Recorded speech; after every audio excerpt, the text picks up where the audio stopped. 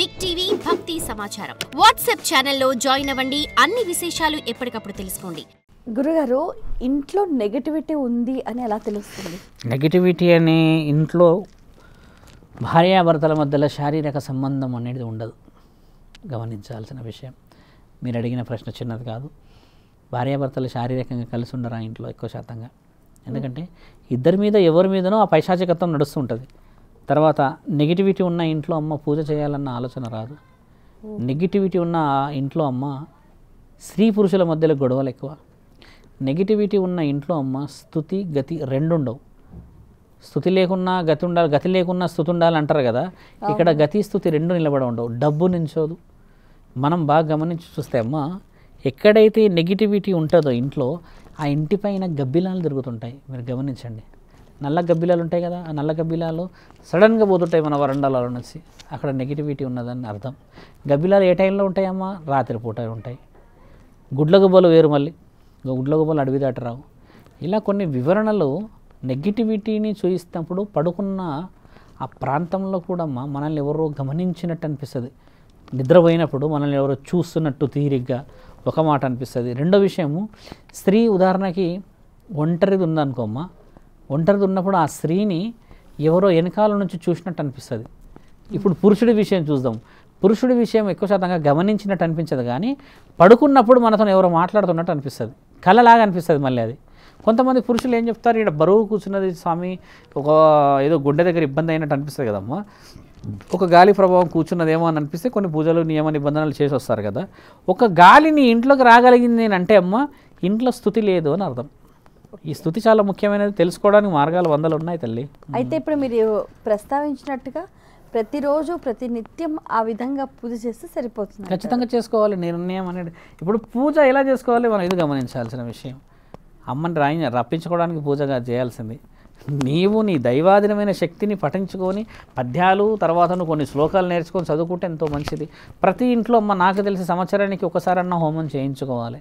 ఇంట్లో ఖచ్చితంగా చేయించుకోవాలి. లేకపోతే ఇల్లంతా ఎలా శుభ్రమవుతుంది? హోమంలో వేసే 27 నక్షత్ర జాతుల వృక్ష సంపదతోని ఆ మంత్రాలు చదివినప్పుడు అక్కడ మనం వేసిన హోమంలో ఆ అగ్నిహోత్రంలో వేసినప్పుడమ్మా ఆ పంచభూతాల నుంచి వచ్చే ఆ అష్టసుగంధాలు ఇంటికి నలుమూలలో చేరుతాయి కదమ్మా.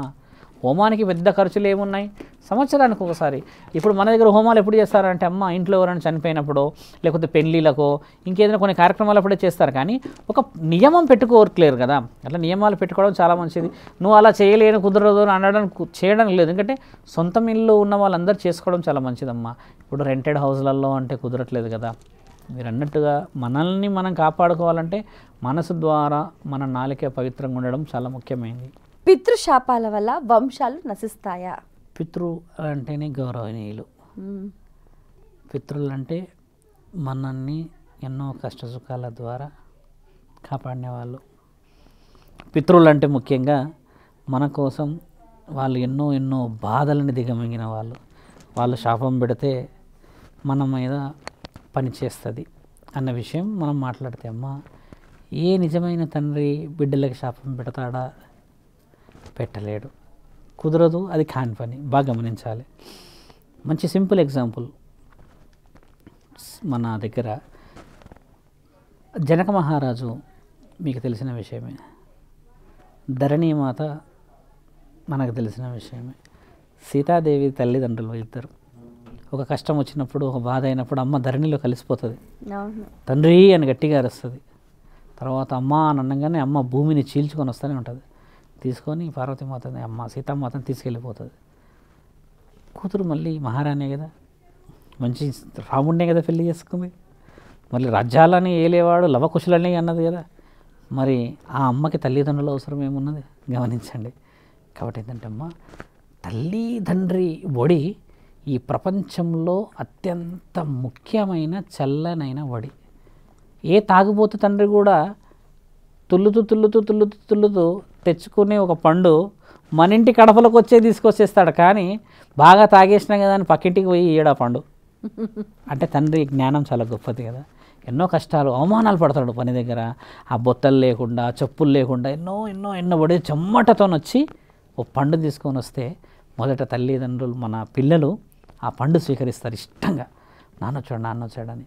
ఇంకో విషయం గమనించాల్సింది ఏంటంటే ఆ నాన్నతో పాటు మన వెనక అమ్మ కూడా ఎదురు చూస్తుంది, ఈయన గారు వచ్చారా అని. వాస్తవం కదా. ఇంత స్వచ్ఛమైన ఆ ప్రేమలో పితృదోషాలకి పితృడు దోషం పిల్లలకి పెట్టాడు. పితృదోషాలు ఎవరికి పెడతాడంటే, నా ఆత్మని పవిత్రముగా మీరు చూడలేకపోయారు, నా కష్టాన్ని ఇష్టాన్ని నష్టాన్ని మీరంతా అగ్గిపాలు చేశారు, నేను కష్టపడి చదివించిన ఈ చదువులకి మీరు పెట్టిన పేరు బాధ్యత, నేను సంపాదించిన ఆస్తికి మీరు పెట్టినది ఏమిటి విభజన, నీకింత నాకింత నీకంత నువ్వింత, నెల రోజులు అమ్మా నాన్న అలా ఆడుండాలి, నెల రోజులు అమ్మా నాన్న ఈడుండాలి. ఇది వివరణ ఇచ్చారా? మరి ముగ్గురిని నలుగురిని కన్నా మన భారతదేశంలో ఉన్న తల్లిదండ్రులు బిడ్డల్ని మరి చుట్టాల దగ్గర పెట్టలేరే, ముగ్గురిని పెంచుకొచ్చారే. ఇప్పుడు అవి కూడా వస్తున్నాయి, అలా కూడా ఉన్నాయి. అలా లేదు, అలా ఉన్న ఓపిక ఉన్న వాళ్ళు శాస్త్రానికి వాళ్ళు దే ఆర్ అన్ఫిట్ ఫర్, మీకు అర్థం కాలేదు, శాస్త్రానికి విరుద్ధమైన వాళ్ళు. నీకన్నా పేగు నీ పిల్లలని నిన్ను చూసుకునే ఓపిక లేని నీకు అమ్మతనానికి అర్థం వస్తుంది అమ్మ. ఇప్పుడు మన ఇద్దరం మాట్లాడుకుందాము. ఇప్పుడు ముగ్గురిని కన్నా నేను, నీ దగ్గర ఉన్నట్టుగా నీ బిడ్డలు వేరే దగ్గర ఉండగలుగుతారా? నువ్వు కష్టం పెట్టుకున్నా, కొట్టుకున్నా, తిట్టుకున్నా, ఏది చేసినా నీ మనసుకు అదొక బలం కదా. మరి నీ బిడ్డలని అక్కడ తీసుకెళ్ళి బంగారు పల్లెంలో భోజనం పెడతారు, కానీ మమకారంతో భోజనం పెడతారా? ప్రేమతో పెడతారా అమ్మ? ఇదే కదా చాలా వివరంగా తెలుసుకోవాల్సిన విషయం. ఏంటంటే ఇప్పుడు ఇలా వస్తుంది అని సొసైటీని మనం పాడు చేయకూడదు. సొసైటీ ఒకప్పుడు ఎలా ఉండే, కుటుంబాల గురించి కష్టాలు, ఇప్పుడు కూడా ప్రతి తల్లిదండ్రులు కష్టపడుతున్నారు. పితృదోషం అనేది చిన్నది కాదమ్మా.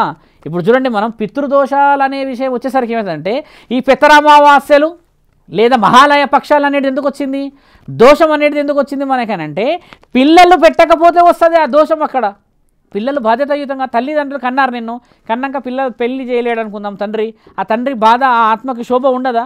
నా బిడ్డలకి పెళ్లి చేయలేకపోయా, నేను తలలోనే కాలం చేసేసా, యాక్సిడెంట్ అయిందో ఏదో అయిందో అంటారు కదా. ఆ తండ్రి రోదనని ఆపడానికి దోషం ఉన్నదని అర్థం, పాపం కాదు. ఉదాహరణకి పెళ్ళి అయింది అనుకుందాం, అందరి పిల్లలకి భార్యాభర్తలు ఇద్దరే ఉన్నారు, ఇద్దరికి ఏమన్నా ఇద్దరిలో ఒకరికే కాలం చేస్తే మరి ఇంకొకరితో ఎన్నో జీవితాలు, ఎన్నో కష్టసుఖాలు, ఎన్నో నష్టాలని పంచుకున్న ఒక బంధం ఒకటి ఉండిపోగలదా? మరి ఆ బంధం కోసం ఎదురు చూస్తుంటే అది దోషం మాత్రమే, పాపం కాదు. ఎందుకంటే నిన్ను సంవత్సరానికి ఒక్కసారన్నా నీ యొక్క పూర్వీకుల యొక్క జ్ఞాపకాలని పెట్టుకున్నారు. ఏమని? వాళ్ళకి ఇష్టమైనది, ఉదాహరణకి ఏదైనా మధురాలు ఉన్నాయనుకోండి, అతి మధురాలు ఉన్నాయనుకోండి, స్వీట్స్, అవి పెడితేస్తే వాళ్ళు పుట్టేశారే అనుకోండి ఉదాహరణకి, నీకు దోషం ఎలా ఉంటుంది గమనించాలి. పితృదోషాలు అనేది శాస్త్రీయంగా మాట్లాడితే అమ్మ, నీ పెద్దవాళ్ళకి నువ్వు ఇచ్చే గౌరవం మాత్రమే అది. ఇప్పుడు ఒక ఇంట్లో ఒక అతను చనిపోయాడు, అతను పుట్టేశాడు అనుకుందాం, ఆయన చనిపోయాడు, ఒక 4 ఏళ్ళు అయింది, ఇంట్లో పెళ్ళయింది, ఇంట్లో కొడుకు పుట్టేశాడు, నాన్న కడుపులో పుట్టిండని అనుకుంటారు. అయినా కూడా అదే సంవత్సరం మనం ఎందుకు దోషానికి పెట్టాలి మర్యాద? నాన్న పుట్టేశాడు కదా, నాన్న పుట్టేసినాక ఎందుకు పెట్టాలి మర్యాద? పెట్టకూడదు కదా.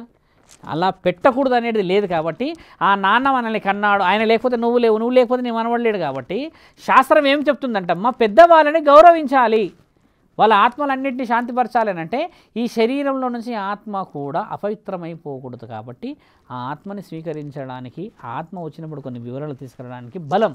ఇక్కడ మీరన్న పితృదోషాలు ఎక్కడ పనిచేస్తాయంటమ్మా, ఎక్కడైతే అకాలంగా మరణిస్తాయో ఆత్మలు, ఎక్కడైతే శరీరాలను వదిలేసి క్షణికావేశాలు చనిపోతారమ్మా, వాళ్ళందరినీ పరమాత్ముడు ఈ దోషం, పితృదోషాల పేరిట, ఈ పెత్తరమావాస్య పేరిట, మహాలయ పక్షాల పేరిట మీరు పెట్టినప్పుడు ఆ భోజనం స్వీకరించడానికి వస్తుంది కదా, ఆ భోజనం స్వీకరించిందంటే ఆ ఆత్మని పరమాత్ముడు తీసుకుపోతాడు. ఎందుకు తీసుకుపోతాడు? చాలా కొంచెం డీప్గా పోవాలి. ఒక ఆత్మ భోజనాన్ని స్వీకరిస్తుంది, కానీ అది మీరు అన్నట్టుగా జీవంతో కనబడదు. ఆ విషయాన్ని ఒకసారి ఆ భోజనాన్ని స్వీకరించేసిందో అనుకో అమ్మా, ఆ పరమాత్ముడి దగ్గరికి నీకు దారి కనబడుతుంది, నువ్వు వెళ్ళిపోతావు. ఇదే మహాలయ పక్షాలు అంటే ఏంటంటే, అందరూ ఆత్మలు పరమాత్ముడి దగ్గరికి చేరవు, కొన్ని కోరికలతో ఉండిపోతారు, కొందరు అకాల మరణం చెందుతారు, కొందరు వెన్నుపోట్ల ద్వారా కొందరు ఉంటారు, కొంతమందిని ప్రేమ పెళ్లి చేసుకొని మోసం చేసిన భర్తలు భార్యలు ఉంటారు. ఇలా ఉండడం చేత పరమాత్ముడు ఏదో విధంగానన్నా సంవత్సరం మొత్తంలో వీళ్ళు పెట్టిన ఇష్టం లేకపోతే మహాలయ పక్షం రోజు పెట్టినప్పుడన్నా వాళ్ళు స్వీకరించినప్పుడు వస్తే వాళ్ళని తీసుకొని వెళ్ళి మరో జన్మ కోసం పుట్టించడానికని మహాలయ పక్షాలు మన దగ్గర బ్రాహ్మణత్వంలో ఉన్న పెద్దవాళ్ళు, పీఠాధిపతులు, మతాధిపతులు, సాధువులంతా ఒక గొప్ప నిర్ణయాన్ని తీసుకున్నారు. ఆత్మలన్నీ ఎవరి దగ్గర ఉండాలమ్మా? పరమాత్ముడి దగ్గర ఉండాలి. ఈ దేశం మీద పడి తిరుగుతాయా, రోడ్ల మీద పడి తిరుగుతాయా, అక్కడ ఉన్న శ్మశాన వాటిల వరకు తిరుగుతాయా, కళలలోకి వస్తాయి, ఇంట్లో శబ్దాలు చేస్తాయి, ఏమన్నా చేస్తాయి అంటే అందమ్మా గుర్తు చేస్తూ ఉంటాయి. నిన్న కాక మొన్న విన్నాం, వాళ్ళ తమ్ముడు రోజు బెల్లు కొట్టేవాడంట 2 గంటలకు వచ్చి, అక్క అన్నం పెట్టని. హఠాత్తుగా మరణించాడు.